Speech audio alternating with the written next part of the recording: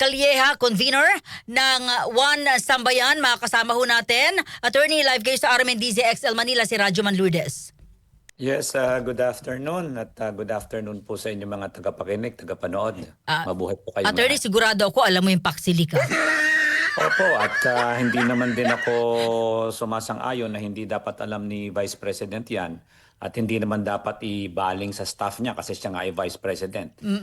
Yung issue po ng Paxilica, hindi lang ito last month, nung April pa ho ito at saka last year pa ho ito kasi yung Paxilica hindi naman niya nagsimula sa atin lang. Marami ng bansa na sumali dyan. So dapat well-versed ka not only for domestic issues but also for international issues. Bago pa lumapit sa ating bansa yung issue ng Paxilica na yan, may issue na yan po sa ibang bansa. So to say na wala siyang alam, it just shows na talaga wala siyang alam. Exactly, Period. exactly. Oo. Yun nga sabi ko, sir, kung hindi niya alam yung mga ganito kalalaking balita, mukhang hindi siya interesado at di talaga siya nagbabasa o tumitingin sa paligid sa kanyang sariling bansa.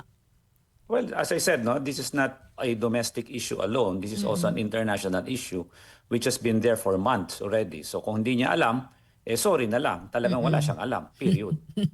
Attorney, eto ho, ano po ang unusual but not suspicious? Pag-usapan natin yung impeachment trial. Ano ba yun? Well, ang nakakatawa dito sa sinabi ng mga bank manager o let's say land bank officials, klaro naman na may pumasok na pera. Klaro na ang OVP at ang DepEd nag-withdraw ng pera under the let's say order of the Vice President and the Secretary kasi siya ay Secretary and Vice President at the same time, ano? So maalala natin yon. So in her capacity as Vice President, yung Office of the Vice President nakapag-withdraw ng 500 million. 4 tranches po ito, tig 125. At saka nakapag-withdraw ng 112 million sa DepEd na 37.5 something or whatever amount, no, in I think also in 4 tranches. Ang malinaw dito kasi ang masasabi ko lang naman dito, ang purpose naman ng mga bank officials sabihin lang na number 1 may pera, number 2 may order na i-release ang pera galing sa Vice President, at number 3 ito ay na-receive ng Vice President o ng kanyang, sabi nga natin, yung SDO, yung Special Disbursement Officer, under her guidance. So klaro po yun.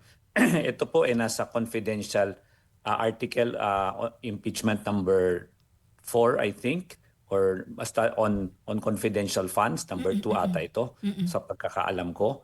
So kung ito kumbaga first part pa lang ito kasi pagtatahiin natin ito di ba? Yung first part na sinabing may pera, winidraw, dinagay sa mga bag, klaro na yon. Ngayon, ang susunod na testigo siguro, saan nadala to, kinino binigay, etc. etc. So meron na yung first part, klaro na po yon. So yung goal ko kasi ako abogado, litigator. So yung purpose nung testigo para doon klaro. Whether or not sinabi niyang unusual or suspicious, hindi yun naman ang issue doon Pero syempre, bilang sana sila ay let's say pamahala ng ating pera kasi land bank ito. Yung you remember ang land bank government depository yan. Dapat pangalagaan nila yung pera kaya nga hindi dumadaan sa private bank sa mga gobyerno natin. Ang banking nila yung nasa government banks natin para may added security. Kung nakita nila na hindi pala nangyayari ito unusual, dapat talaga report nila ito sa AMLA. But whether or not nila report ito, hindi ito ganong kahalaga compared sa mahalaga na naipakita kahapon na yun nga may pera at ito ay na-receive ng OVP at ng DepEd officials at ito ay nakabag at dinala sa order or utos under ng utos ni Vice President. Pero attorney, ito, may nagsabi doon. So, unusual siya but not suspicious, ibig sabihin hindi siya illegal. Well, it's not the legal. Yung mga land bank officials are not there to talk about legality or not because legality is a legal conclusion already. Di ba? Sa kanila, kung sa tingin nila may cheque, merong pumirma sa cheque, yun na para sa kanila. They're only to disburse, the money. Hindi nila alam para saan yan. Sabi nga, di ba? Nagtaka sila para saan, pero hindi, it's not for them to question. Kasi feeling nila, government entity ito, nangyayari naman ito. Although, alam natin, sinabi rin naman, narinig natin, na lahat naman ng mga government entity, kahit malaki ang amount, hindi naman doon nagka-cash. Dinadaan ito sa Cheque. cheque. Oo. So Oo. ngayon lang naman nila nakita na ganun karaming pera na dinaan sa cheque. Ako nga, tayo, ordinaryo tayo, pag mag-withdraw tayo ng 50,000, 10,000, di ba Tinatanong. tinetext tayo, tinatanong tayo. Pag mag-withdraw tayo ng 500,000, sana all kasama na tayo doon sa 500,000 na yun. Ang daming, ako nga, nag-aantay ka pa, tatanungin mo pa sa bangko, may pera ba? Meron bang 500,000? Baka hindi kayo, baka kulang pera nyo, mag-aantay pa ako. Ito nga, 125 million, isang araw, same day, nagawa nila. Ang galing naman nila. Oo. Na, ano ito tawag dito, tingin ko ilang armored truck ito para makapagpasok ng ganyang karaming pera. No? So, maraming question. Pero sabi ko nga, ang pinaka-importante na question na nasagot, may pera at na-receive ito under the orders of the Vice President. Okay. Ang question ngayon na susunod sa ating mga susunod na testigo, saan napunta? At paano na-account, paano na-gastos? Opo. Yun ang mga susunod na testigong aantayin natin, aabangan natin. O attorney, sinasabi kasi na parang hindi naman mahalaga yung statement nitong sa Land Bank. As a matter of fact, kahit po yung depensa, hindi na po sila kinross exam. Hindi naman sa hindi mahalaga kasi ano naman ang kanilang i-question? Malinaw yung cheque. 'Di ba? So sa cross-examination kasi yun lang naman ang punto doon Can you discredit the check? Hindi naman. Dahil cheque nila yun. So kaya nga sabi ko, mahalaga yung patunayan ng prosecution dahil sabi nyo na nga, inamin ng depensa Yes. yung mga cheque, inamin yung mga pera na na-receive. So klaro na po yun. Meron pong pera. Hindi question kung meron o wala. Merong pera. Sino nag-order? Si VP. So klaro po yun na under her authority. Sinong tumanggap? Mga tao niya, mga staff niya, under her authority. So ang next question, nabuo na natin yung first part. Second part, sinong tumanggap? Kay nino ginastos? Third part, anong rason at bakit ginastos? Or kung sino man yan, kung tao man yan, di ba? Lalabasin na Mary Grace Piatos, tao ba yan? O baka naman halimaw yan, di natin kilala kung saan ang galing. Di ba? O baka naman ano yan, baka multo. Hindi natin alam. Oo. So, tingnan na lang po natin yung mga susunod na testigo. Okay, so malinaw sa sinabi niyo, attorney, na huwag kayong magmadali at kine-question ito kasi step by step yung pinakikita ng prosecution. Opo, kasi itatahila yan.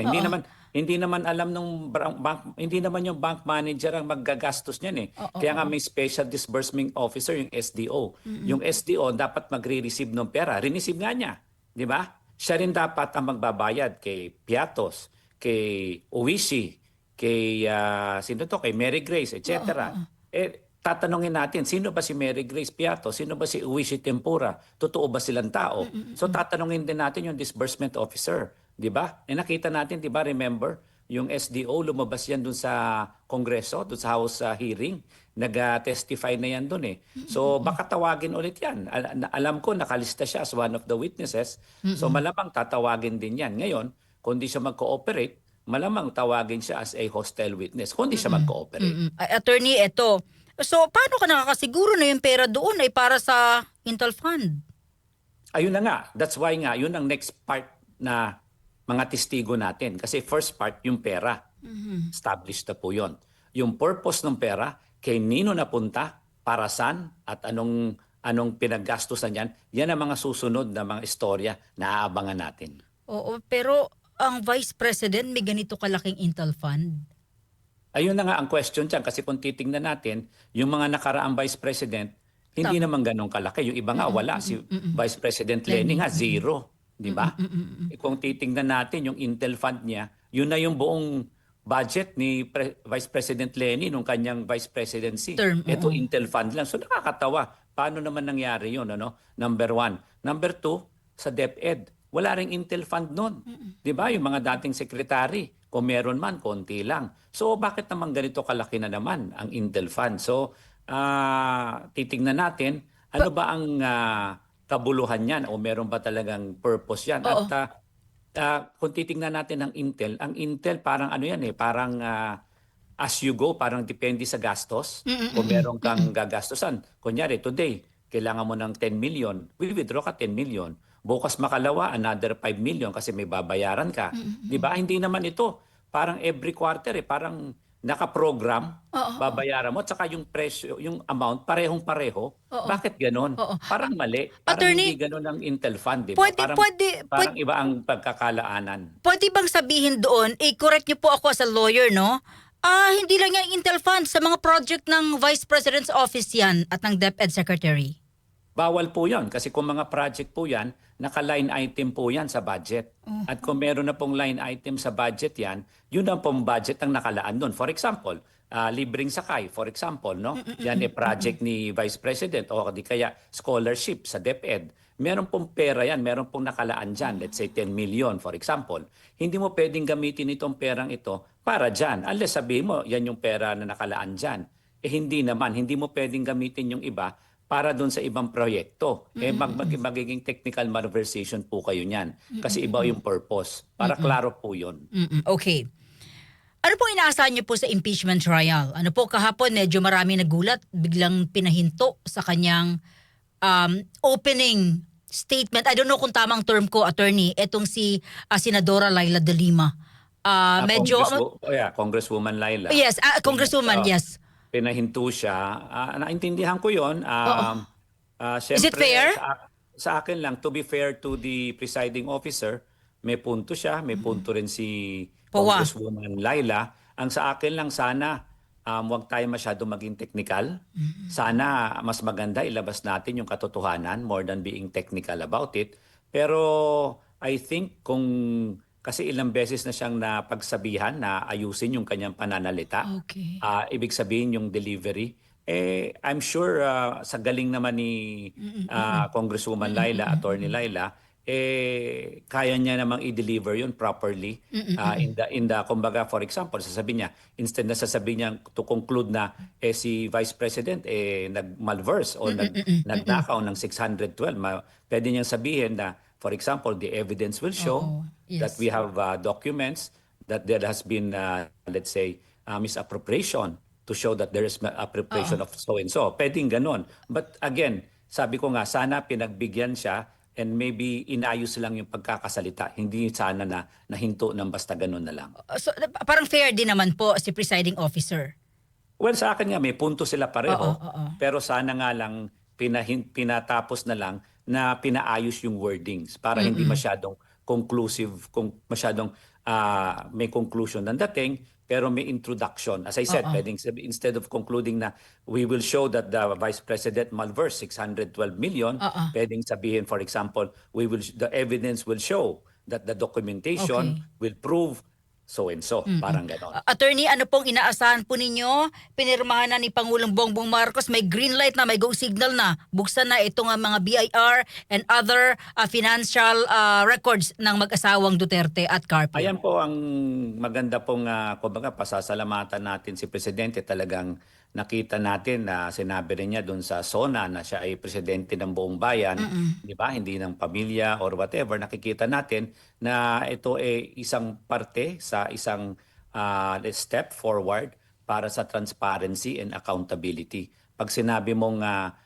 managot ang dapat managot, ikaw ay presidente, kahit kapamilya, masakit man sa loob or whatever, makikita natin na ang pangunahing mungkahi o ang pangunahing objective ni Pangulong BBM yun nga magbigay ng accountability. At ito po kumbaga one part na sumunod sila sa sumunod, ibig sabihin yung bangko, yung BIR, yung AMLA, at nakita natin marami na hong dokumento nandun. So I think ito ay hindi ito para sa confidential funds, ito ay para sa unexplained wealth, sa 6.7 billion pesos na di mapaliwanag na wealth, no, ni Vice President Sara. So tingnan po natin, ang tanong dito is paano mo naman mapapaliwanag yung 80 million mo na salin tapos ang pumasok lumabas sa bangko mo is 6.7 billion.